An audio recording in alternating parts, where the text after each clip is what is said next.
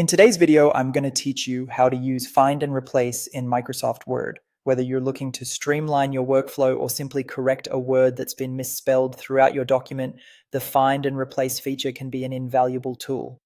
Let's dive right in and explore how you can make the most of this functionality. First, go ahead and open the Microsoft Word document that you're working on. Once you have your document open and ready, you'll want to access the find and replace feature. This might sound complex, but it's actually a breeze. If you're using a Windows computer, you'll need to hold down the Control key and press the letter H at the same time. For our Mac users, it's slightly different. You'll be pressing Command, Shift, and H together.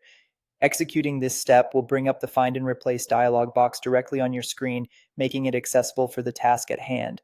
Now, with the dialog box open and ready, you'll see two main fields, Find What and Replace With. In the Find What box, you'll type the text that you want to change. This could be anything from a repeated typo to an outdated term that no longer fits your content.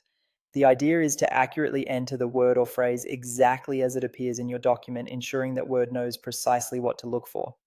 Moving on to the Replace With box, this is where you input the new text that you'd like to use instead.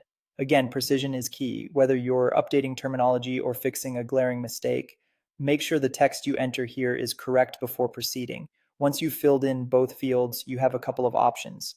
You can go for Replace All if you want Word to swap out every instance throughout the entire document in one swift go. This is a great time saver when dealing with lengthy documents.